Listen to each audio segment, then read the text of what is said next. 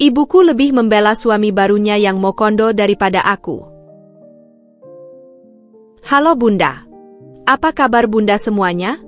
Sebelum masuk ke ceritanya, jangan lupa subscribe terlebih dahulu ya. Aku berdiri kaku di samping ibu, Bu Marni, yang tampak sangat bahagia dalam balutan gaun pengantin putih gading yang menjuntai menyapu lantai aula. Usianya 45 tahun, namun hari itu ia bersinar seperti wanita muda yang tengah merasakan cinta untuk pertama kalinya. Senyumnya tak pernah surut sejak pagi, bahkan saat riasan matanya mulai luntur oleh air mata haru. Di sampingnya, Panji, lelaki yang kini resmi menjadi suaminya, terlihat terlalu tenang, terlalu percaya diri. Pria itu jauh lebih muda, 30 tahun usianya, dan 15 tahun lebih muda dari ibuku.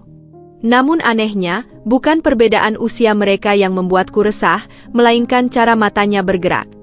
Cara ia melirik bangunan rumah mewah kami di belakang aula pernikahan, seolah sedang menilai harga tanah dan luas bangunan, bukan meresapi kebahagiaan hari sakral itu.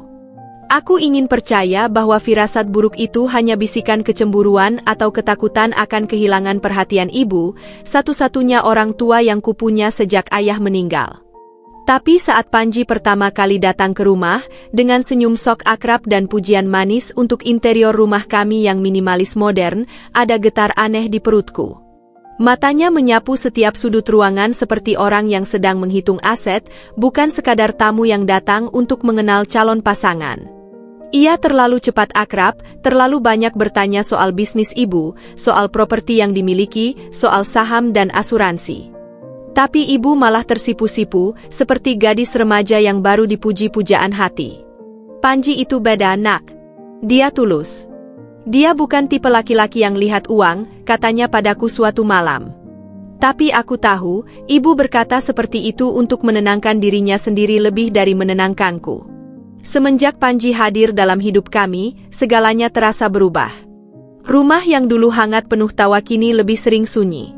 Ibu lebih sering tersenyum ke layar ponselnya daripada menatapku saat sarapan. Ia seperti menemukan kehidupan baru, dan aku perlahan seperti hantu yang tak lagi terlihat. Pernikahan mereka dihelat mewah, pesta yang megah, dengan catering kelas atas dan dekorasi dari desainer kenamaan. Semua keluarga hadir, dan beberapa bahkan mulai membandingkan ibu denganku. Ibumu aja laku lagi, masa kamu enggak? Ucap salah satu tante dengan nada menggoda. Aku hanya tersenyum pahit.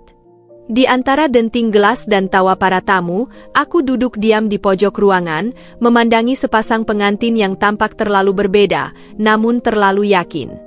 Hatiku terasa sesak, seperti menyaksikan awal dari sesuatu yang akan retak, tapi belum tahu kapan akan pecah. Yang membuatku lebih bingung adalah betapa cepatnya ibu menyerahkan kepercayaannya. Panji tak lama setelah menikah, sudah mulai mengusulkan rencana besar, pindah rumah, memulai usaha, mengelola sebagian saham ibu yang selama ini jadi tulang punggung keuangan kami. Dan yang mengejutkanku, ibu menyetujui semuanya. Aku ingin memberi dia kesempatan, nak. Semua orang butuh kepercayaan, ujarnya. Tapi apakah kepercayaan itu harus dibayar dengan seluruh hidup kita? Aku tak tahu pasti, tapi malam setelah pesta pernikahan itu, saat kulihat Panji berdiri di balkon kamar atas sambil menatap halaman belakang rumah yang luas, bukan dengan rasa syukur, tapi seperti pemilik baru yang sedang menyusun strategi, aku merasa hatiku berteriak. Ada sesuatu yang salah. Tapi suaraku terlalu kecil. Terlalu tenggelam oleh tawa bahagia seorang ibu yang merasa telah menemukan cinta keduanya. Malam harinya, saat semua tamu telah pulang dan dekorasi mulai dibongkar oleh kru, aku duduk sendiri di teras belakang rumah sambil melepas sepatu hak tinggi yang membuat kakiku pegal. Dari balik pintu kaca, kulihat Panji dan ibu duduk berdua di ruang tengah, tertawa pelan sambil menyeduh teh hangat. Pemandangan itu seharusnya menghangatkan hati, seharusnya membuatku lega karena ibu akhirnya tidak lagi sendiri. Tapi anehnya, yang kurasakan justru kekosongan. Hubungan kami yang dulu seperti sahabat kini terasa seperti dua dunia berbeda yang dipaksa menyatu. Ibu tampak begitu larut dalam dunianya yang baru, seolah lupa bahwa selama ini aku yang menemaninya dalam jatuh bangunnya hidup, bukan Panji yang baru muncul beberapa bulan terakhir. Aku mulai mengingat kembali bagaimana semua ini dimulai. Panji adalah mantan klien ibu. Awalnya hanya konsultasi proyek properti, lalu berlanjut menjadi makan siang bersama, dan tiba-tiba menjadi pasangan yang siap menikah. Semua terasa terlalu cepat. Hanya dalam waktu 3 bulan sejak perkenalan, Panji sudah sering menginap di rumah kami dengan alasan mengejar waktu diskusi bisnis dengan ibu. Kala itu aku sudah mulai curiga, tapi setiap kali aku membuka topik, ibu malah defensif. "Kamu nggak suka dia ya? Dinda, kamu harus buka hati." Panji itu berbeda. Dia menghargai aku, dia nggak pernah anggap aku tua, ucapnya suatu malam. Aku diam, menahan kata-kata yang terlalu tajam untuk ku keluarkan. Karena bagaimana bisa aku jelaskan bahwa hatiku berteriak setiap kali melihat tatapan Panji yang dingin saat ibu tak melihat? Pernikahan mereka seolah menjadi titik balik bagi segalanya. Rumah ini, rumah yang dulunya penuh kenangan ayah, tempat kami tumbuh dari luka menjadi kuat, kini serasa jadi milik orang lain. Panji mulai masuk ke semua urusan rumah, dari menata ulang lemari, sampai mengganti pelayan yang sudah bekerja dengan kami selama 7 tahun. Katanya, kita butuh suasana baru.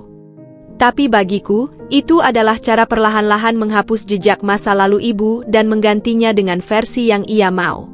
Dan ibu, seperti tersihir, mengiyakan semua. Bahkan saat Panji menyarankan menjual salah satu villa warisan ayah untuk modal perluasan usaha, ibu hanya berkata, "Kalau untuk masa depan kita, kenapa tidak?" Aku hanya bisa mengunci mulutku. Bukan karena aku setuju, tapi karena aku tahu, kalau aku bicara terlalu keras, aku akan dianggap anak durhaka. Aku takut. Takut kehilangan ibu sepenuhnya. Jadi aku memilih diam. Tapi diam itu menyiksaku setiap malam. Apalagi sejak Panji mulai memperlakukanku dengan sikap yang aneh, terlalu ramah jika di depan ibu, tapi dingin dan sinis saat hanya berdua denganku. Pernah suatu malam, saat ibu sudah tidur, aku turun ke dapur dan melihat Panji duduk sambil merokok. Ia hanya menoleh sekilas lalu berkata datar, "Kamu gak perlu jaga-jaga terus sama aku. Aku bukan musuhmu." Aku tak menjawab. Tapi dalam hati, aku tahu, bukan soal dia musuh atau bukan. Tapi soal perasaan yang terus berteriak bahwa ada sesuatu yang tidak beres, dan itu hanya soal waktu sampai semuanya terbongkar. Dan begitulah, pernikahan ibu yang katanya akan membawa kebahagiaan justru mengubah segalanya. Dari hubungan kami, dari suasana rumah, bahkan dari caraku melihat cinta. Hari itu, tanpa sadar, aku mulai kehilangan ibu. Tapi aku berjanji dalam hati, aku akan tetap memperhatikan dari kejauhan. Karena aku tak percaya pada Panji, dan suatu hari, ibu akan menyadarinya. Sayangnya, sebelum hari itu tiba, terlalu banyak luka yang harus terbuka dulu. Sejak pernikahan itu, aku merasa seperti penghuni rumah yang tak dianggap. Dulu, setiap pagi kami selalu sarapan bertiga, aku, ibu, dan Salsa, adik kecilku yang manja dan penuh tawa. Tapi kini, meja makan hanya berisi suara gelas yang saling beradu dan tawa kecil antara Panji dan ibu yang terlalu dibuat-buat. Aku duduk di ujung meja, hanya sebagai pelengkap pemandangan. Setiap aku ingin mengobrol atau bertanya sesuatu pada ibu, selalu ada Panji yang lebih dulu menjawab atau mengalihkan topik. Dan yang paling menyakitkan, ibu membiarkannya. Aku tahu, cinta memang bisa membutakan. Tapi tidak kusangka, cinta bisa membuat seseorang lupa pada anak kandungnya sendiri. Ibu mulai sering menghilang dari kegiatan keluarga besar. Padahal, dulu beliaulah yang selalu jadi penggerak utama setiap ada arisan, pengajian, atau pertemuan bulanan. "Panji butuh bantuanku urus dokumen bisnis," ucapnya suatu kali, saat aku menegur karena ia tak hadir di acara ulang tahun sepupu kami. Nada suaranya terdengar seperti alasan yang sudah ia siapkan dari jauh-jauh hari. Dan aku bisa melihat bagaimana ia merasa bangga bisa menjadi partner bisnis suaminya yang jauh lebih muda itu.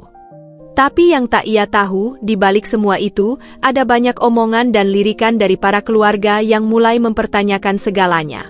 Suatu sore, aku bertemu Bibi Ijah di pasar. Ia menarikku ke sudut lorong sempit di antara kios sayur dan penjual kain. "Dinda," bisiknya sambil melirik ke sekitar, "tadi aku lihat Panji nyetir mobil baru." Warnanya merah marun, mewah sekali. Padahal setahuku usaha dia belum jalan ya. Jantungku seperti melorot. Mobil baru? Dari mana? Aku tahu jelas, Panji baru memulai usahanya dan belum menghasilkan apa-apa. Kalaupun ada modal, itu semua dari ibu. Dan ibu bahkan baru saja mengalihkan dana pendidikan Salsa untuk investasi jangka pendek yang direkomendasikan Panji. Aku menahan nafas. Sambil tersenyum kaku pada Bibi Ijah, aku hanya menjawab, iya, aku juga bingung Bey. Sepulangnya dari pasar, aku langsung memeriksa garasi. Dan benar saja, di sana terparkir mobil sedan berkilau, lengkap dengan plat nomor baru yang belum kusentuh sebelumnya. Ketika kutanya pada ibu, jawabannya membuatku semakin muak. Oh, itu bonus dari supplier, katanya. Panji memang punya koneksi bagus. Aku tahu itu bohong. Aku tahu Panji pandai membuat cerita yang terdengar masuk akal bagi orang yang sedang jatuh cinta. Dan sayangnya, orang itu adalah ibuku sendiri. Sejak itu, aku mulai mencatat hal-hal kecil yang aneh. Uang belanja bulanan mulai berkurang. Tabungan untuk liburan keluarga yang dulu rutin disisihkan setiap bulan, tiba-tiba tak lagi dibicarakan. Bahkan Salsa mulai ikut les dengan guru privat yang dibayar lebih murah, dengan alasan penghematan. Tapi anehnya, Panji malah terlihat semakin necis, bajunya semakin mahal, jam tangan di tangannya pun berganti merek. Ketika kutanyakan semua ini secara halus pada ibu, ia hanya mengelus tanganku sambil berkata, Panji itu orangnya visioner. Kadang memang butuh modal besar di awal, tapi hasilnya nanti luar biasa, nak. Kamu harus percaya. Tapi bagaimana aku bisa percaya pada pria yang tak pernah menatap mataku saat bicara? Bagaimana aku bisa percaya pada lelaki yang mencium anak tirinya hanya saat ada orang lain melihat? Yang lebih menyakitkan, aku mulai kehilangan percakapan hangat dengan ibu. Dulu, setiap malam kami biasa duduk di ruang tengah, minum teh dan mengobrol apa saja. Tapi kini, ruang tengah selalu diisi suara tawa mereka berdua atau siaran bisnis yang Panji putar dari YouTube. Aku pernah mencoba bergabung, duduk diam berharap diajak bicara. Tapi yang kudapat hanya lirikan Panji yang dingin, seolah berkata, ini bukan ruangmu lagi. Dan ibu? Ibu terlalu sibuk tertawa, terlalu sibuk menyimak cerita tentang saham, franchise, dan peluang bisnis yang entah nyata atau tidak. Perhatian ibu terbagi, tapi lebih tepatnya berpindah. Dari seorang anak yang selama ini setia mendampingi, kini bergeser kepada lelaki yang bahkan belum 1 tahun ia kenal. Aku tak iri pada kebahagiaan ibu.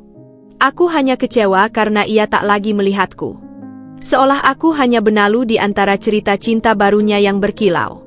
Dan semakin hari, aku merasa seperti bayangan. Ada, tapi tak pernah diperhatikan. Hari itu, suasana pagi seharusnya tenang seperti biasanya.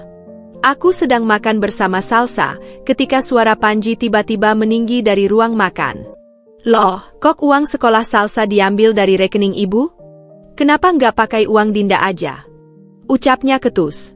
Aku menghentikan gerakanku, sendok yang berisi nasi goreng tertahan di udara. Nadanya kasar, menusuk seperti paku di dinding.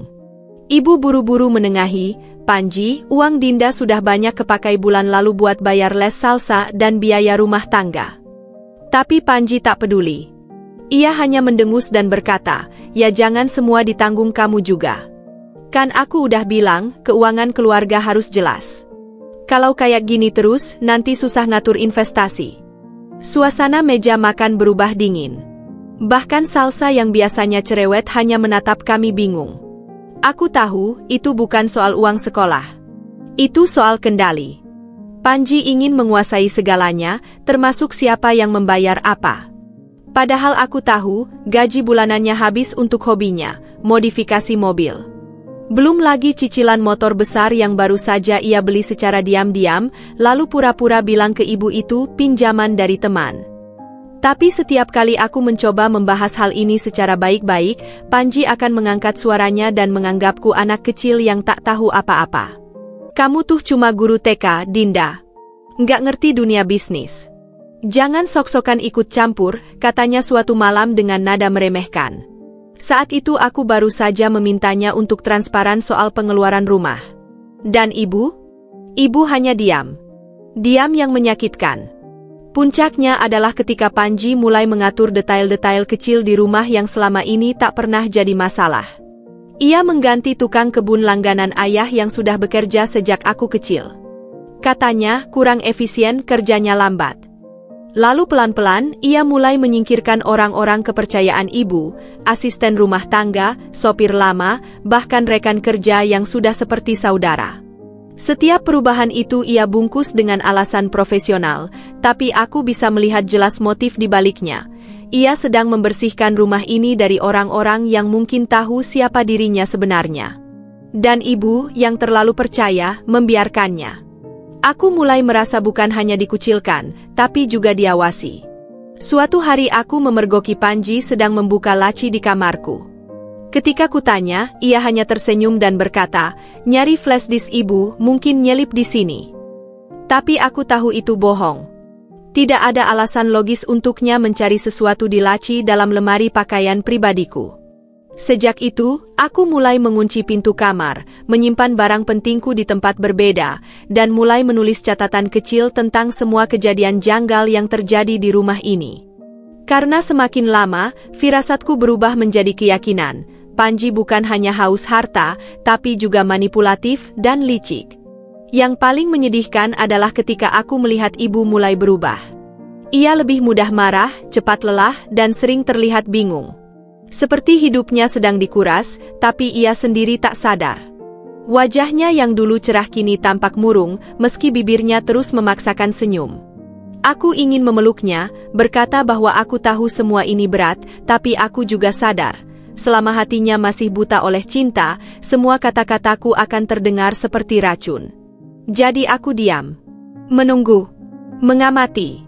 Sampai tiba saatnya Panji akan melewati batas yang tak bisa lagi ia sembunyikan. Dan saat itu, aku akan siap. Aku masih ingat dengan jelas ekspresi wajah ibu saat ia menyerahkan selembar dokumen pada Panji.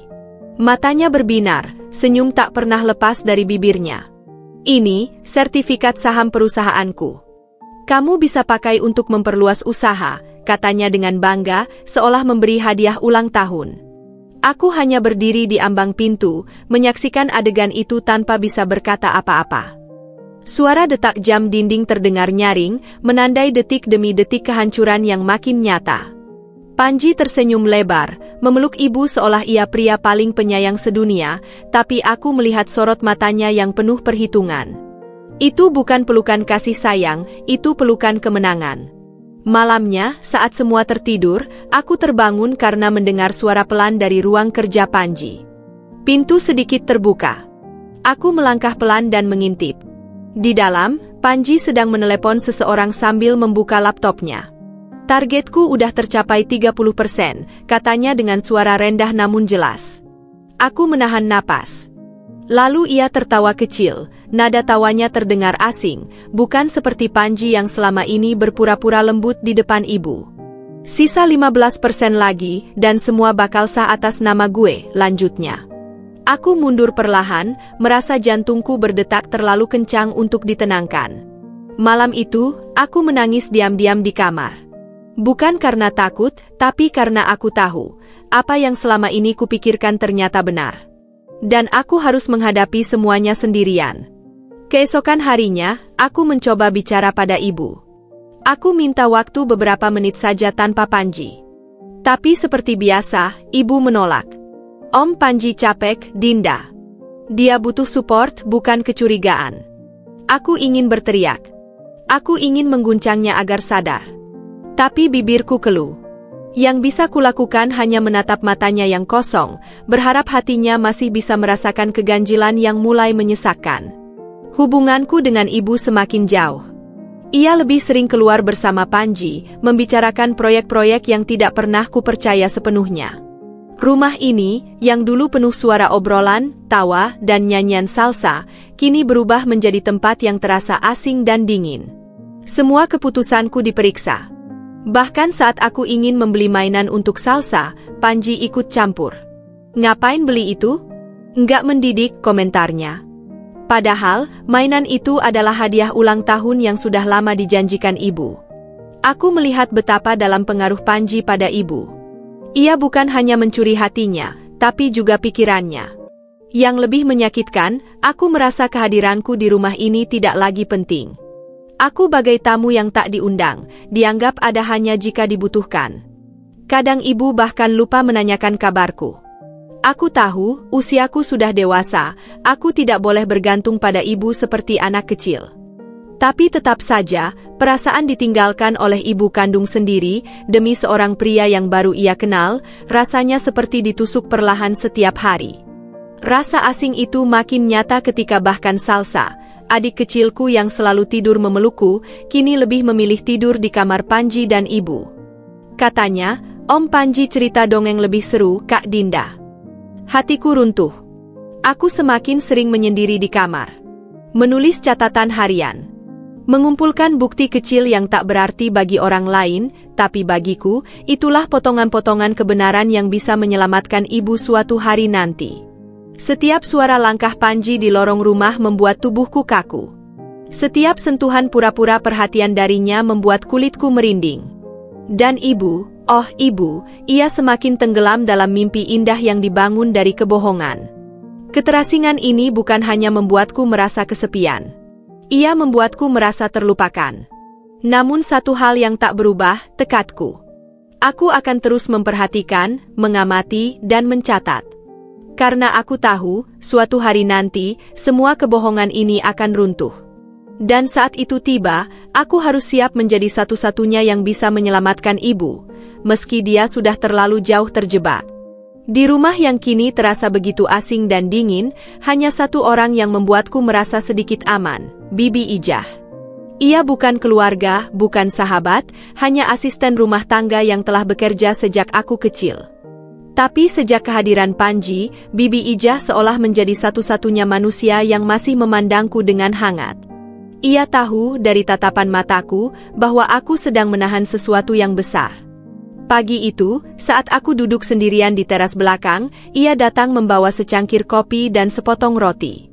Makan, enduk. Wajahmu pucat. Malam gak tidur ya? Tanyanya lembut. Aku hanya mengangguk pelan, menatap kopi yang mulai mengepul. Dan entah mengapa, aku menangis. Tiba-tiba saja air mataku jatuh, tanpa bisa kutahan. Bibi Ijah diam, tapi dari wajahnya aku tahu ia mengerti. Ia menepuk bahuku pelan, dan setelah beberapa menit dalam keheningan, ia berbisik lirih, awasin Mas Panji, Dint. Tadi aku dengar dia ngomongin surat wasiat ibu. Kata-katanya menusuk seperti belati. Aku menoleh dengan cepat, surat wasiat?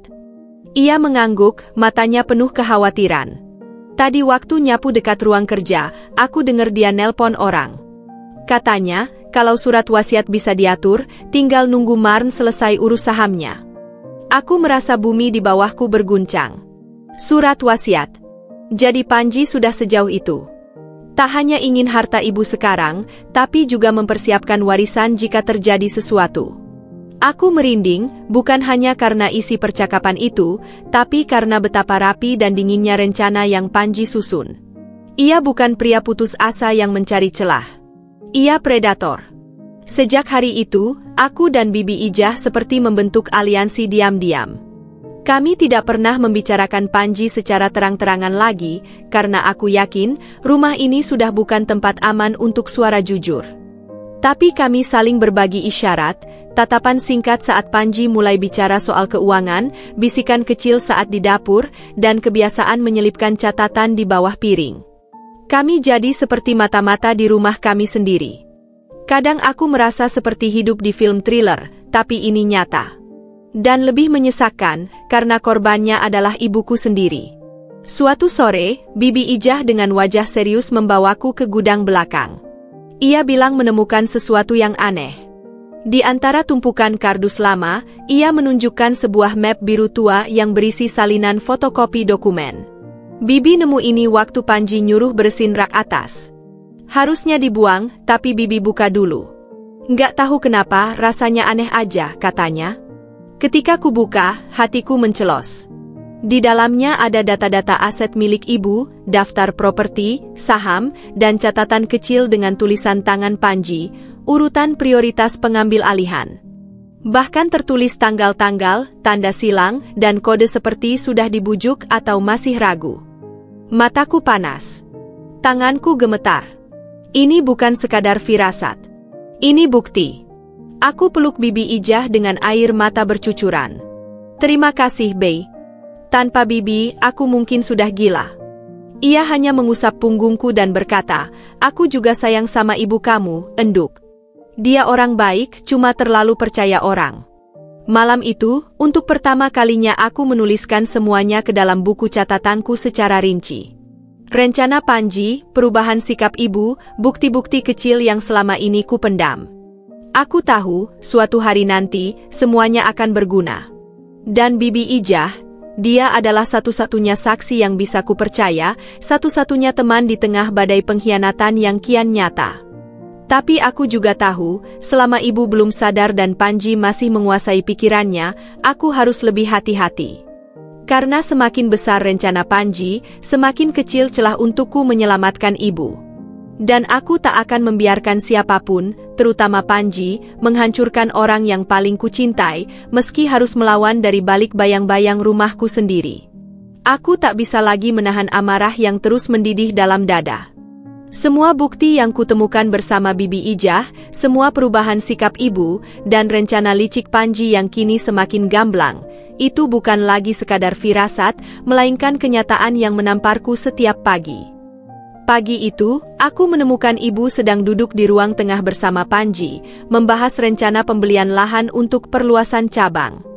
Panji berbicara penuh semangat, dengan tangan yang terus menggenggam lengan ibu. Tapi mataku hanya fokus pada satu hal, berkas di meja itu. Nama ibu tertera sebagai penjamin pinjaman, dan jumlah yang tertulis membuatku menggigil, 2 miliar rupiah. Tanpa bisa menahan diri, aku maju dan menyambar dokumen itu. Apa ini, Bu? Kenapa lagi-lagi atas nama ibu? Kenapa bukan Panji yang jadi penjamin kalau ini benar-benar usaha dia? Suaraku gemetar, tapi tegas. Panji langsung berdiri, mencoba menarik kembali berkas itu, tapi aku mundur. Jawab, Bu. Sampai kapan ibu terus dikendalikan sama dia? Ibu terlihat terkejut. Matanya menatapku tajam, tapi juga bingung. Panji langsung memotong, Dinda, kamu mulai lagi? Kenapa kamu selalu curiga sama aku? Aku ini suami ibu kamu, bukan maling. Aku menatapnya balik dengan api di mataku. Justru karena kamu suami ibu, kamu tahu celahnya, kamu tahu kelemahannya. Dan kamu pakai semua itu buat menghisap dia pelan-pelan. Wajah ibu berubah merah. Ia berdiri, suaranya meninggi. Dinda, cukup. Kamu keterlaluan. Ibu capek kamu terus-terusan cari kesalahan Panji. Untuk pertama kalinya dalam hidupku, ibu berteriak padaku.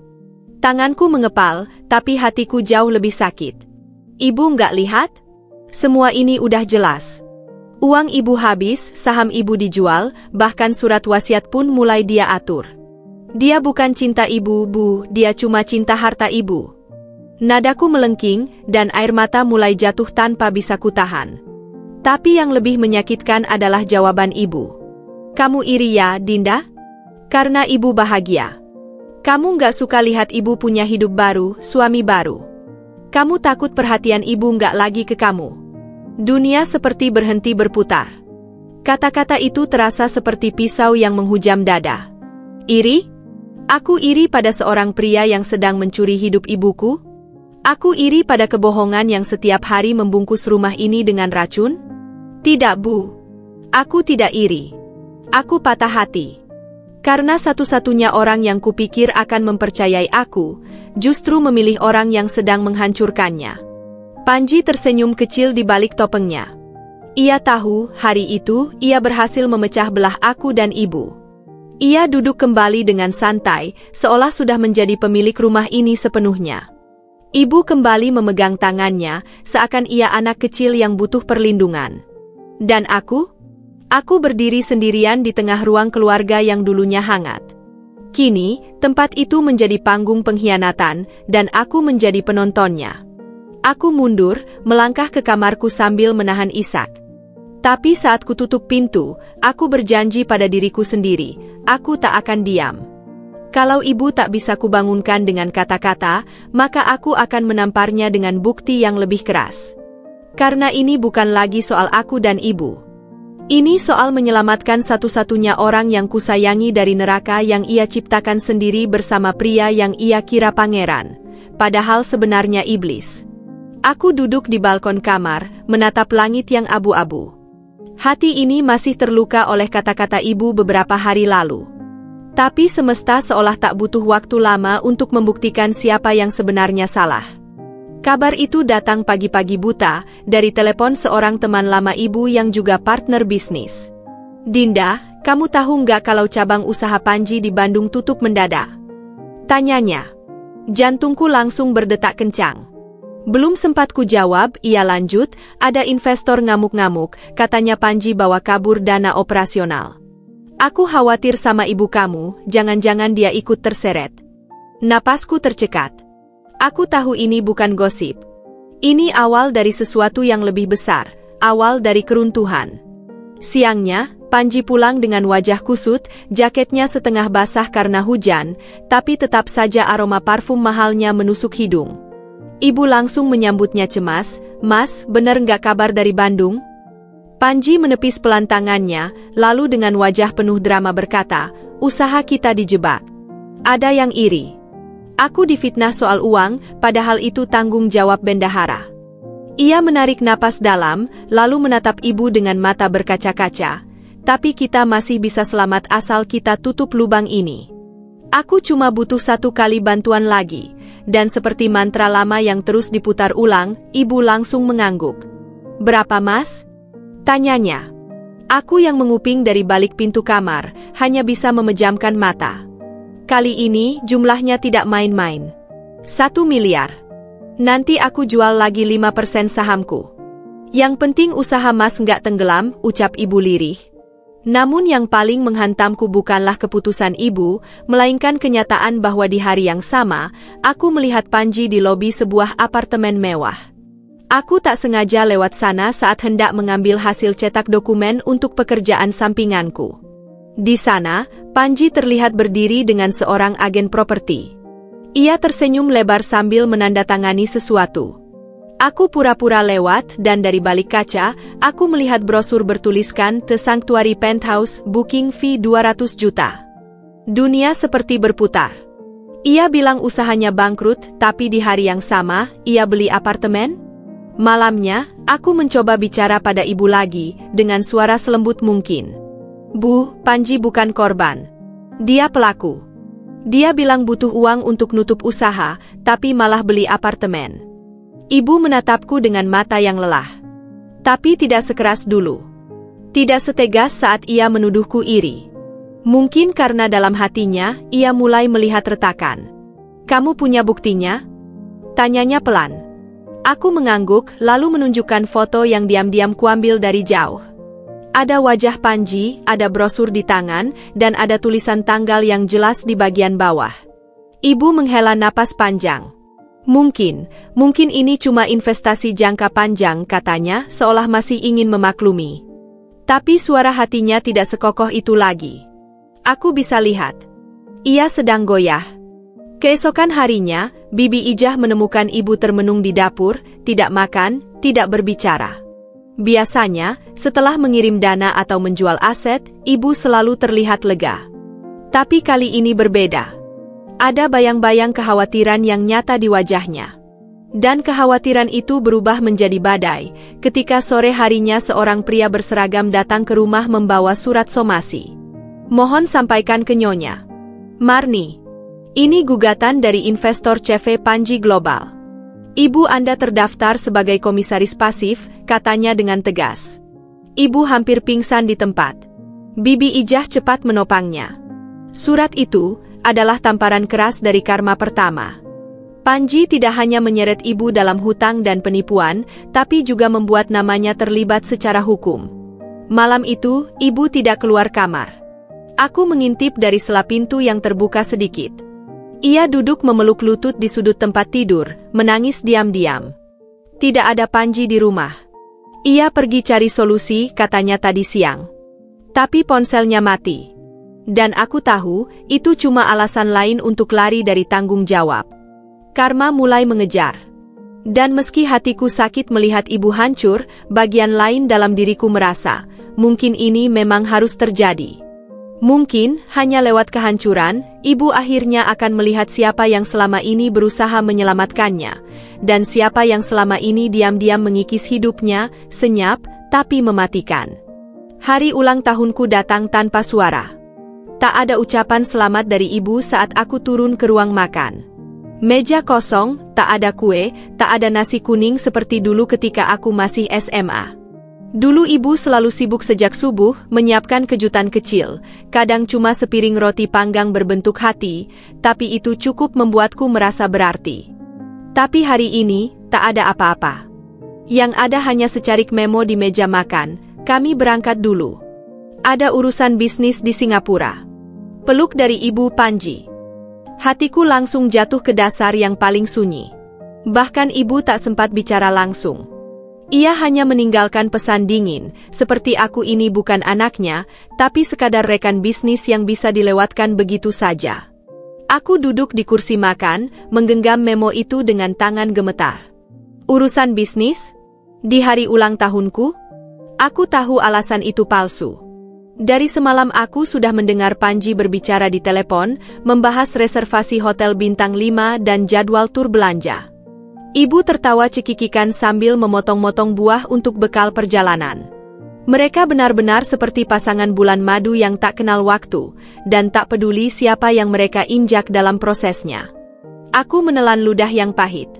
Hari ini seharusnya aku dikelilingi cinta. Tapi satu-satunya yang menemaniku hanyalah sepi dan luka yang makin dalam. Siangnya, aku membuka Instagram, kesalahan yang sebenarnya ku tahu akan menyakitkan. Tapi tetap saja aku menelusuri akun teman-teman ibu, dan hatiku luruh ketika kulihat unggahan story dari sahabat lamanya. Foto ibu dan Panji sedang duduk di restoran mewah di Marina Bay Sands dengan caption, pasangan romantis. Semoga bahagia selalu. Aku tak tahu apa yang lebih menyayat, senyum lebar ibu di foto itu, atau kenyataan bahwa di hari paling berarti dalam hidupku, ia justru merayakannya dengan pria yang perlahan membunuh kehidupannya sendiri. Tak ada kado, tak ada peluk, tak ada doa dari ibu. Yang kudapat justru perayaan kemewahan yang mereka pamerkan, seolah aku tidak pernah ada. Aku menyalakan lilin kecil dari dapur. Menaruhnya di atas roti tawar yang sudah mengering. Kupandangi nyalanya dalam gelap, dan kuucapkan doa sendiri, bukan lagi untuk kebahagiaanku, tapi agar aku diberi kekuatan menghadapi semua pengabaian ini. Di luar kamar, Bibi Ijah mengetuk pelan. Ia satu-satunya yang ingat. Ia menyodorkan sepiring mie goreng buatan sendiri, lalu berkata lirih, "Selamat ulang tahun, Nak. Kamu nggak sendiri ya?" Air mataku tak terbendung. Bukan karena mie itu enak, tapi karena rasanya jadi satu-satunya bentuk kasih sayang yang tersisa di rumah ini. Malam pun tiba. Rumah sepi. Hanya suara detik jam yang menemani. Di layar ponselku, tak ada pesan dari ibu. Tidak ada panggilan tak terjawab, tak ada permintaan maaf. Aku memandangi ponsel hingga mataku lelah. Hingga akhirnya aku mengerti, aku bukan lagi prioritas. Aku bukan lagi anak perempuan yang selalu jadi pusat dunia ibu. Sejak Panji datang, posisiku tergeser tanpa suara. Dan hari ini, ulang tahunku, adalah bukti paling nyata bahwa aku telah benar-benar dilupakan. Tapi justru dari luka ini, aku mulai membangun tembok di dalam diriku. Sebuah perisai yang akan kulengkapi sedikit demi sedikit. Karena kalau dunia terus mengabaikanku, maka aku akan belajar menjadi tempat perlindungan untuk diriku sendiri. Malam itu hujan turun deras. Langit seolah menangis bersamaku, mengguyur rumah ini yang tak lagi hangat sejak ibu mulai lebih memilih Panji daripada aku. Aku berdiri di depan pintu kamar kerja Panji, menatap gagangnya yang setengah terbuka. Ia terburu-buru tadi siang, meninggalkan laptopnya menyala, terbuka begitu saja di meja. Aku tahu aku tak boleh melanggar privasi orang. Tapi entah kenapa, malam ini aku merasa itu bukan lagi urusan privasi. Ini soal menyelamatkan ibu, soal menyelamatkan masa depan kami berdua sebelum semuanya terlambat. Jantungku berdetak cepat, tanganku gemetar saat menyentuh touchpad laptop itu. Dan begitu layar menyala penuh, apa yang kulihat membuat napasku tercekat.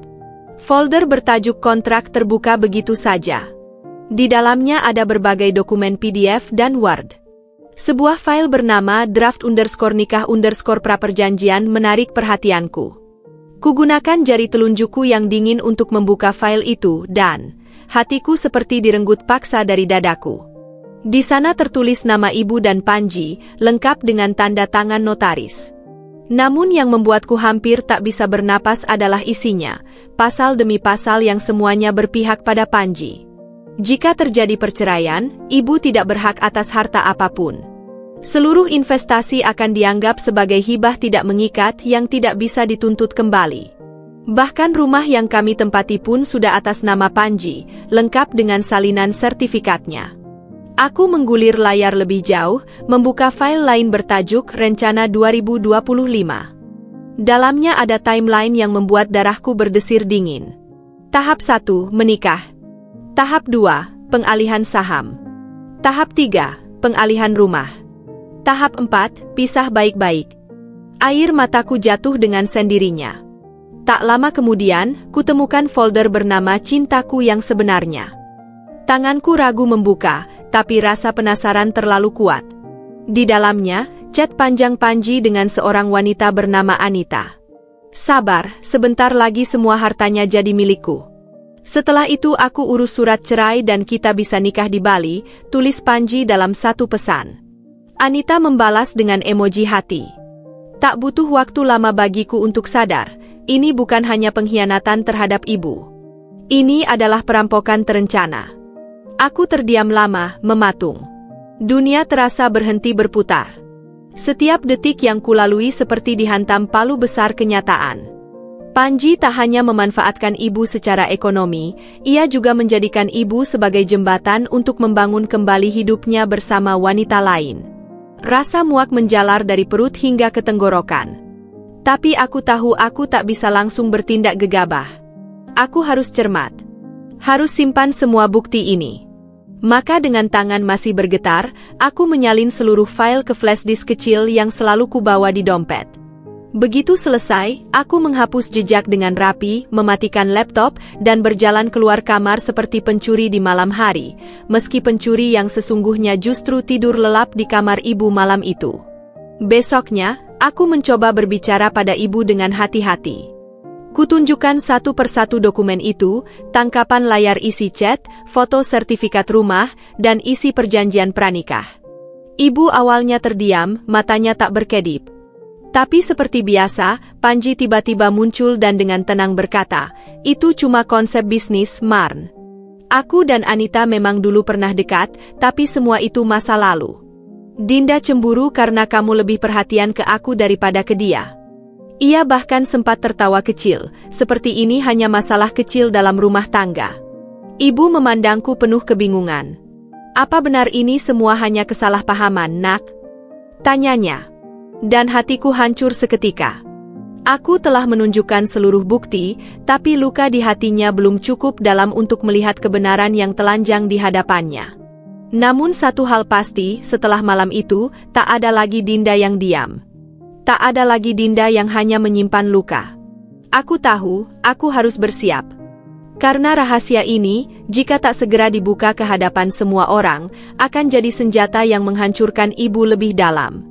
Dan aku tak akan membiarkannya. Aku tak pernah melihat ibu sekaku itu. Sejak kecil, ibu selalu jadi sosok tegas dan elegan. Tapi malam itu, di ruang tengah yang temaram, ia duduk membungkuk di sofa, wajahnya pucat seperti kehilangan darah. Aku duduk di hadapannya, menatap tangannya yang gemetar saat memegang flash disk kecil berisi bukti-bukti yang sebelumnya kutunjukkan. Tak ada kata yang keluar dari mulutnya. Hanya napas berat dan sorot mata kosong yang tak tahu harus percaya pada siapa. Panji tak ada di rumah malam itu, entah kemana. Dan entah kenapa aku merasa Tuhan sedang memberikan ruang kepada ibu untuk mendengar suaraku. Suaraku yang selama ini dikubur oleh janji manis seorang suami muda yang penuh kepalsuan. "Ibu lihat sendiri, kan? Ini bukan tuduhan, ini fakta," kataku lirih, mencoba tak mengguncang emosinya. Tapi ibu tetap diam, menatap layar laptop yang tadi kubuka ulang. Chat Panji dengan wanita bernama Anita, kekasih lamanya, masih terpampang di sana, seperti luka yang belum sempat ditutup. Sabar, bentar lagi semua asetnya pindah nama, dan kita bisa kabur ke Bali. Kalimat itu terus terngiang di kepalaku. Dan kini, aku tahu ibu juga mendengarnya dalam benaknya. Tapi seperti seorang anak kecil yang tak ingin kehilangan mainan favoritnya, ibu mencoba meredam logikanya dengan harapan palsu. Mungkin ini cuma sandiwara dari masa lalunya. Siapa tahu sekarang dia sudah berubah, gumamnya pelan, suaranya nyaris tak terdengar. Tapi aku tahu, keyakinannya mulai retak. Beberapa hari kemudian, ibu mulai lebih pendiam. Ia tak lagi sesemangat dulu mengatur urusan bisnis Panji. Bahkan beberapa kali, kulihat ia termenung di depan jendela, memegang foto pernikahannya sendiri. Di foto itu, ia tampak bahagia, tersenyum lebar dalam gaun putih, Panji berdiri di sampingnya dengan senyum palsu yang kini kulihat jelas. Aku tahu, di benaknya terjadi perang batin. Cinta dan harga dirinya bertabrakan hebat. Di satu sisi, ia ingin percaya bahwa pernikahan keduanya ini bukan kesalahan. Tapi di sisi lain, seluruh bukti telah membentangkan kenyataan bahwa ia sedang dipermainkan, dijadikan alat, diperas perlahan-lahan oleh lelaki yang seharusnya menjadi pelindung, bukan penghancur. Suatu malam, saat aku membawa teh hangat ke kamarnya, ibu memanggilku tanpa menoleh. "Dinda, kamu yakin dia benar-benar jahat sama ibu?" Tanyanya dengan suara seperti bisikan. Aku mendekat, duduk di sampingnya, menggenggam tangannya. "Aku nggak mau yakin, Bu. Tapi semua yang kulihat, semua yang ibu lihat, itu bukan kesalahan atau kesalahpahaman. Itu kenyataan." Air mata yang sejak tadi menggantung akhirnya jatuh juga dari mata ibu. Ia tak menangis keras. Tidak histeris. Tapi justru tangisan diamnya itu membuat dadaku makin sesak. Ibu menangis seperti seseorang yang baru saja kehilangan harga dirinya. Bukan hanya karena dikhianati, tapi karena menyadari bahwa ia selama ini menutup mata terhadap segala peringatan, termasuk dari anaknya sendiri. Sejak saat itu, ibu mulai menjaga jarak dengan Panji. Tapi tetap saja, ada sisa-sisa harapan di matanya. Seperti wanita yang berharap pria itu akan meminta maaf dan mengatakan semuanya hanyalah kesalahpahaman besar. Tapi aku tahu, semakin ibu membuka hatinya untuk melihat kenyataan, semakin hancur juga harapannya. Dan proses itu, meski lambat, sedang berjalan.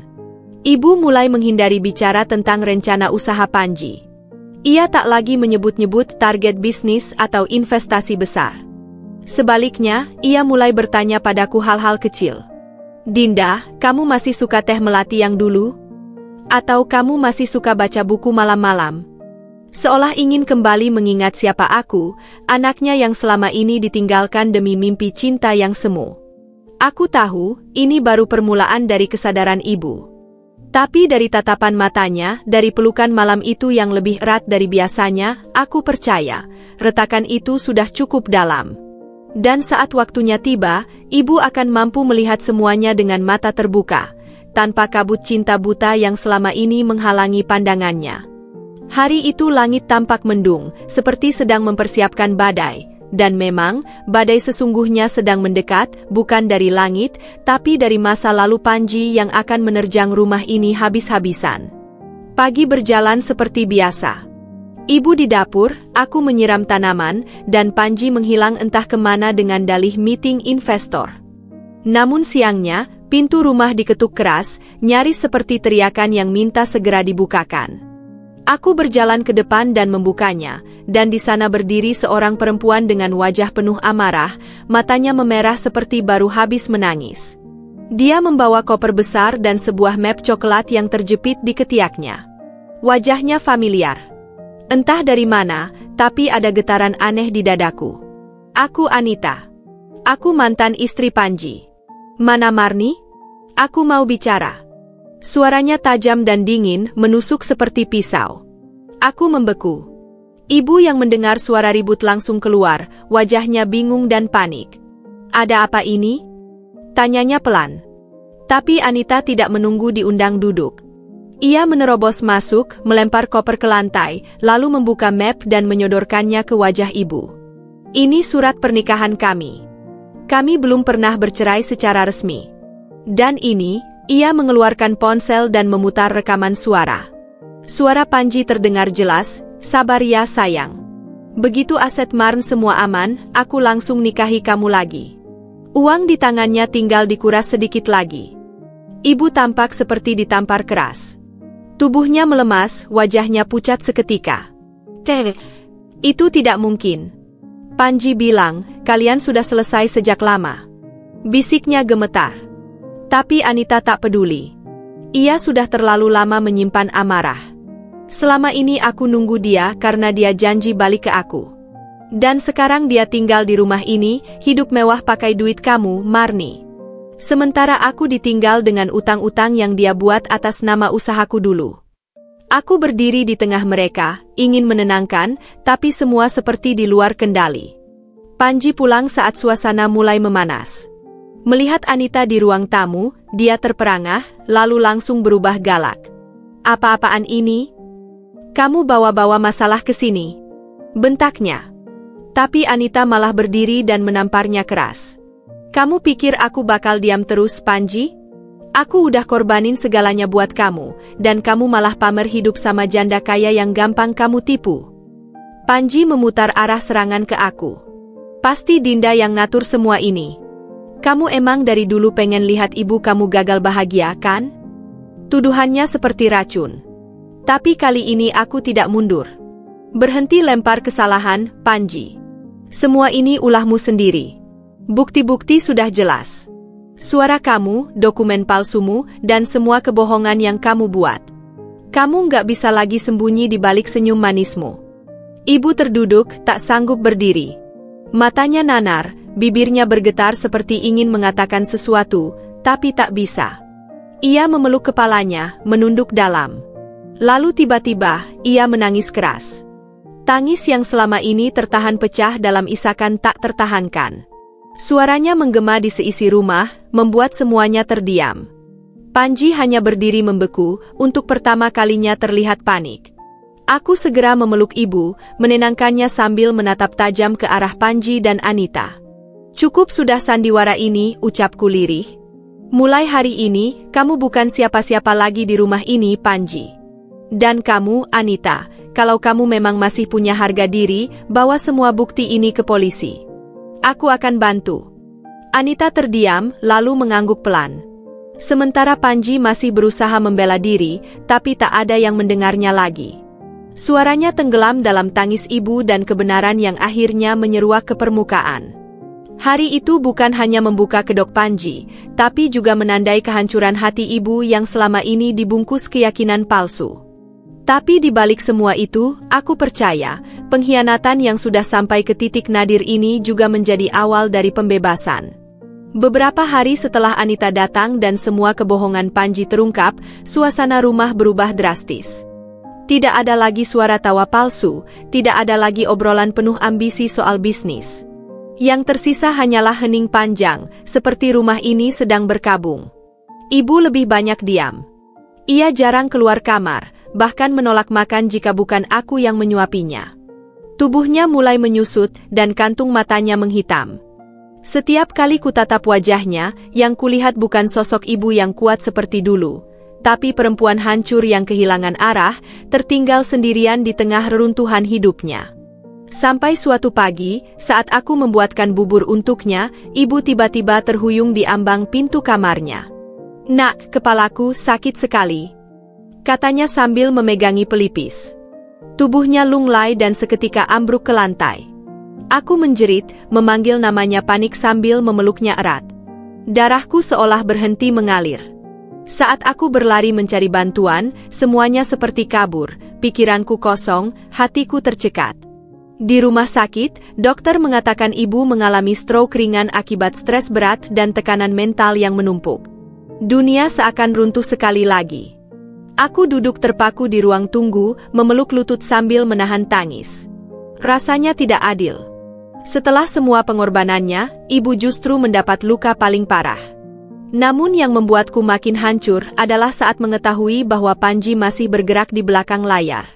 Saat ibu terbaring di rumah sakit, diam-diam ia menghubungi notaris keluarga. Dengan dalih untuk jaga-jaga, ia mengajukan permintaan untuk mengalihkan sebagian aset ibu ke namanya. Ia tahu bahwa sebagai suami sah, ia punya celah hukum. Ia tahu ibu sedang tak berdaya. Kemarahan dalam dadaku membara. Tapi saat aku menyampaikan semuanya pada ibu di rumah sakit, ia hanya memandangku kosong. Biar saja, Dinda. Kalau memang itu takdir ibu, suaranya nyaris seperti bisikan orang yang menyerah. Tapi aku tidak bisa diam. Aku tidak bisa membiarkan Panji memenangkan permainan liciknya. Maka, diam-diam, aku menghubungi Paman Arif, kakak kandung ibu, seorang pengacara yang selama ini menjauh karena konflik lama. Kutunjukkan semua bukti, peralihan aset, rekaman suara Panji, hingga kondisi ibu sekarang. Paman langsung turun tangan. Kita akan bekukan semua transaksi atas nama dia. Kita akan laporkan dia ke kepolisian bila perlu. Jangan takut, Dinda. Kamu tidak sendirian. Keesokan harinya, kami datang ke kantor notaris dan memblokir semua proses pengalihan aset. Seluruh rekening milik ibu langsung dikunci aksesnya. Panji yang baru pulang malam itu mengamuk. Kalian pikir bisa melawan aku? Aku suami sah. Semua itu juga hak aku. Ia membanting pintu, memaki, bahkan mencoba merusak dokumen yang kusimpan. Tapi aku berdiri di hadapannya, tak gentar. Kamu suami sah, iya. Tapi kamu juga penipu, pembohong, dan pengkhianat. Dan kamu akan terima balasannya. Malam itu, aku duduk di sisi ranjang ibu, menggenggam tangannya yang lemah. Matanya terbuka sedikit, menatapku dengan air mata mengalir pelan. Ibu lelah, nak. Tapi kamu kuat ya? Jangan jadi bodoh seperti ibu. Aku mengecup tangannya, berjanji dalam hati bahwa aku tidak akan membiarkan luka ini sia-sia. Aku tahu, mungkin ibu takkan pernah kembali seperti dulu. Tapi aku juga tahu, dari puing-puing ini, aku akan bangkit, dan suatu hari nanti ibu akan melihat bahwa aku telah membalikan takdir kami. Dan Panji? Biar waktu dan keadilan yang membalas semuanya. Hari-hari setelah kejadian itu adalah momen yang mengubahku. Aku bukan lagi Dinda yang pasrah dan hanya bisa menangis dalam diam. Aku sadar, kalau aku tidak bangkit sekarang, maka ibu akan hancur sepenuhnya. Dan aku, anak kandung satu-satunya, akan jadi saksi bisu dari kebangkrutan jiwa dan harta yang dialami perempuan yang membesarkanku sendirian sejak kecil. Perlawanan ini bukan hanya soal aset, tapi soal martabat.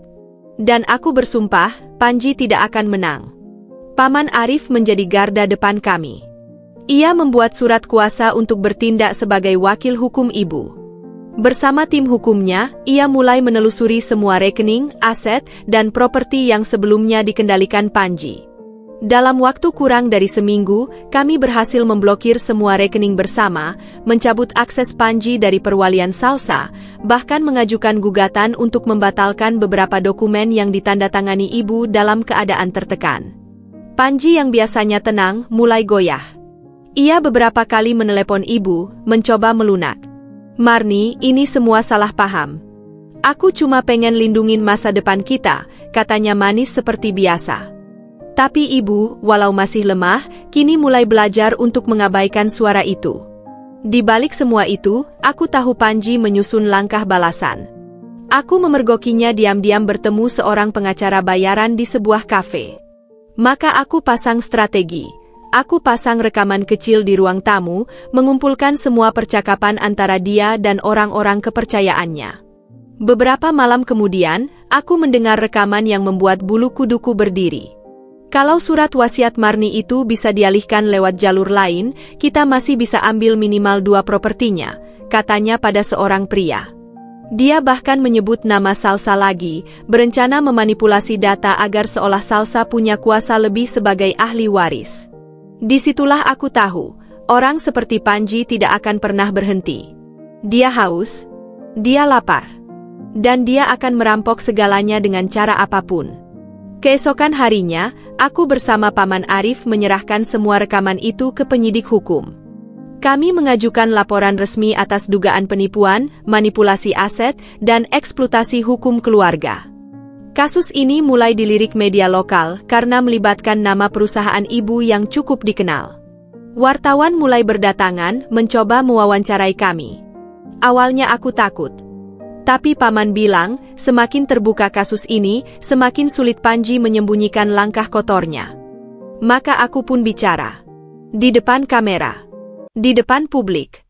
Bukan untuk menjatuhkan ibu, tapi untuk memperlihatkan bahwa ini bisa terjadi pada siapa saja, bahwa cinta yang dibutakan oleh janji-janji manis bisa menghancurkan segalanya.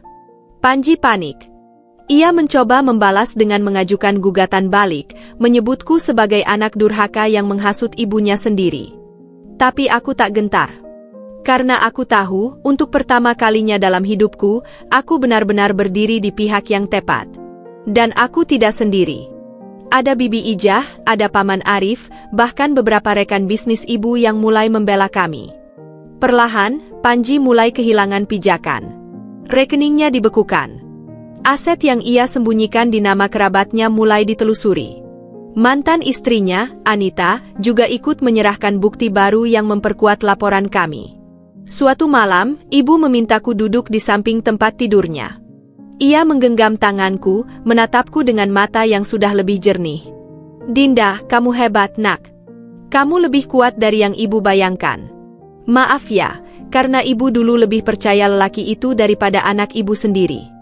Suaranya serak, tapi tulus. Aku tak bisa menahan air mata. Aku hanya memeluknya sambil berbisik, "Ibu nggak sendiri. Sekarang giliran aku yang jaga ibu. Perlawanan ini masih panjang. Tapi untuk pertama kalinya, aku merasa punya kendali atas hidupku. Dan yang lebih penting, aku tahu bahwa ibu akhirnya mulai melihat siapa yang benar-benar ada di sisinya. Dan Panji, waktunya hampir habis. Karma sedang berjalan, dan langkah-langkahnya mulai terguncang. Hari itu hujan turun sejak pagi. Langit mendung seolah ikut merasakan beban yang kupikul selama berminggu-minggu terakhir. Di rumah sakit, aroma obat dan desinfektan begitu menyengat, tapi aku sudah terbiasa. Setiap hari aku datang, duduk di samping ranjang ibu, menggenggam tangannya yang kini begitu kurus dan dingin. Tapi pagi itu berbeda. Ketika aku masuk ke ruang rawatnya, ibu menatapku, bukan dengan mata kosong seperti biasanya, melainkan dengan sorot yang dalam, dan penuh air mata. "Dinda," suaranya parau, seolah baru kembali dari dunia yang lama ditinggalkan. Aku mendekat cepat, membetulkan selimutnya. Tapi tiba-tiba tangannya menggenggamku erat, dan wajahnya mulai basah oleh air mata. "Maafkan ibu, nak. Maafkan ibu yang terlalu bodoh, terlalu buta, terlalu cinta." Aku terdiam. Hatiku seperti diremas. Tangisku pecah begitu saja, tak bisa kutahan. Aku duduk di sisi ranjangnya, menunduk di pangkuannya seperti anak kecil yang merindukan dekapan. "Ibu kenapa baru sekarang bilang begitu? Kenapa enggak dari dulu, Bu?" Waktu aku berteriak, waktu aku dihina karena aku cuma mau melindungi ibu, waktu aku sendirian, suaraku bergetar, tapi bukan marah, aku hanya lelah. Ibu membelai rambutku dengan tangan lemah. Ibu terlalu takut kehilangan Panji. Dia buat ibu percaya bahwa cuma dia yang bisa temani ibu sampai tua. Setelah ayahmu meninggal, ibu kesepian, nak. Dan rasa sepi itu menyesatkan. Ia menarik napas panjang lalu melanjutkan, "Tapi ternyata, yang ibu butuhkan selama ini bukan lelaki yang memuja dengan kata-kata. Tapi anak yang diam-diam menjaga ibu, bahkan saat ibu mengusirmu." Aku tak bisa berkata-kata. Aku hanya bisa memeluk tubuhnya yang kini jauh lebih kecil dari yang kuingat. Dulu, tubuh itu begitu kuat, menggendongku saat aku demam, bekerja seharian di kantor lalu memasak di malam hari. Tapi kini, tubuh itu lunglai, penuh luka batin dan fisik yang ditoreh oleh cinta yang salah. "Aku di sini sekarang, Bu," bisikku. "Aku nggak akan pergi. Kita mulai lagi dari nol, bareng-bareng." Beberapa hari kemudian, di ruang rawat yang sama, ibu memintaku mengeluarkan semua dokumen lama dari tas tangannya. "Buat apa, Bu?" tanyaku heran. Tapi ibu bersikeras. "Aku ingin hapus semua jejak Panji dari hidup kita. Kita harus lepas dari dia. Total." Ia menyerahkan surat-surat yang dulunya penuh cap cinta palsu. Surat nikah, dokumen pengalihan aset, bukti-bukti pemberian modal, semuanya. Aku tahu, itu bukan sekadar kertas.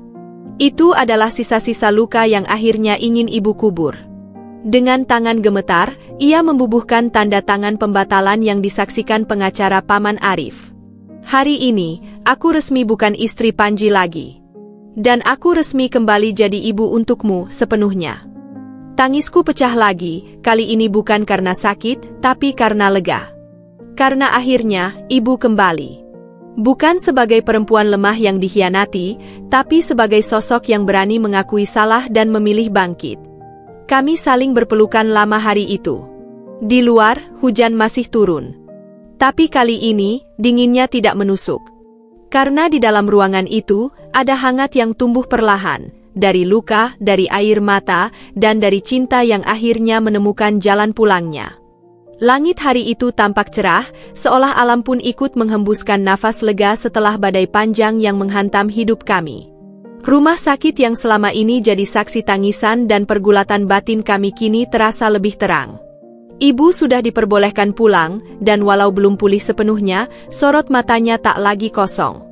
Ada semangat baru di dalam dirinya. Semangat untuk bangkit bersama. Kami memutuskan untuk tidak kembali ke rumah besar itu. Terlalu banyak kenangan pahit yang tertinggal di sana. Sebaliknya, kami menyewa sebuah rumah kecil di pinggiran kota, tak jauh dari tempat Bibi Ijah tinggal. Rumah itu sederhana, tapi penuh kehangatan. Dapur kecilnya jadi tempat kami tertawa bersama saat memasak. Terasnya jadi saksi sore-sore penuh cerita, saat ibu mengisahkan masa mudanya, atau sekadar diam bersama sambil menyeruput teh jahe buatan Bibi Ijah. Aku tak butuh rumah mewah. Yang aku butuhkan hanya kejujuran, cinta yang tulus, dan ketenangan. Panji? Ia akhirnya benar-benar pergi. Setelah laporan resmi dan tekanan dari pengacara Paman Arif, ditambah ancaman media yang mulai meliput kasus penipuan aset keluarga, Panji kehilangan kekuatannya. Surat perceraian resmi telah keluar. Semua harta yang ia coba kuasai kini dibekukan. Ia pun menghilang, entah kemana. Tapi aku tidak peduli. Aku tak lagi takut pada bayangannya. Karena kini, aku tahu, kami cukup kuat untuk berdiri tanpa dia. Salsa, anak kecil yang dulu lebih banyak diasuh oleh aku ketimbang ibunya sendiri, mulai sering memelukku diam-diam. Suatu malam, setelah makan malam sederhana kami, ia mendekat pelan dan berkata, "Kakak Dinda, aku ikut kakak aja ya? Aku suka di sini." Di sini nggak ada yang teriak-teriak, kalimat polosnya menohok hatiku. Aku mengelus kepalanya, memeluknya erat, dan menjawab, "Kamu boleh tinggal di sini selama kamu mau. Ini rumahmu juga, Salsa." Aku tak pernah menyangka, akhir cerita kami akan seperti ini. Setelah dihancurkan oleh cinta yang palsu, justru dari reruntuhan itulah kami membangun keluarga yang baru. Lebih kuat. Lebih jujur. Mungkin bukan keluarga yang sempurna, tapi keluarga yang belajar dari luka. Dan itu sudah lebih dari cukup. Ibu kini mulai belajar kembali mengelola keuangan dengan hati-hati. Ia membuka sebuah toko kecil online yang menjual camilan khas dari resep turun-temurun keluargaku. Aku ikut membantunya, memotret produk, mengatur pemasaran lewat media sosial, bahkan sesekali ikut mengantar pesanan. Bibi Ijah pun bergabung, membuat hari-hari kami selalu ramai. Lucunya, banyak tetangga yang mengira kami saudara kandung. Aku hanya tertawa. Mungkin, memang ada banyak bentuk keluarga di dunia ini. Sore itu, saat aku duduk di beranda menatap langit jingga, ibu duduk di sampingku. "Dinda, terima kasih ya. Kalau bukan karena kamu, ibu mungkin sudah kehilangan segalanya. Bukan cuma harta, tapi diri sendiri juga." Aku menoleh dan menggenggam tangannya. "Aku juga belajar, Bu, bahwa kadang untuk bisa bangkit kita memang harus jatuh dulu. Tapi jatuh bukan akhir. Jatuh adalah awal untuk belajar berdiri dengan lebih kuat." Kami diam sejenak, menikmati senja yang perlahan turun. Tak ada kemewahan, tak ada pesta kemenangan. Tapi di dalam hati kami, ada damai yang selama ini kami cari. Kami tahu, hidup tak akan selalu mudah. Tapi kini, kami punya satu sama lain. Dan itu, bagiku, adalah kebangkitan yang paling indah. 3 tahun telah berlalu sejak aku dan ibu memutuskan untuk memulai dari nol. Banyak hal telah berubah, tapi jejak masa lalu itu tetap hidup di hati kami, bukan sebagai luka yang terus menyayat, melainkan sebagai pelajaran yang tak tergantikan. Rumah kami kini tumbuh menjadi rumah penuh cinta. Toko sampingan camilan online yang dulu kami kelola sambil belajar perlahan berkembang. Kami bahkan membuka toko fisik mungil di pasar tradisional. Setiap kue yang terjual, setiap senyum pelanggan, adalah simbol bahwa kami berhasil melewati badai. Salsa kini duduk di kelas 5 SD. Ia tumbuh menjadi anak yang cerdas dan penyayang.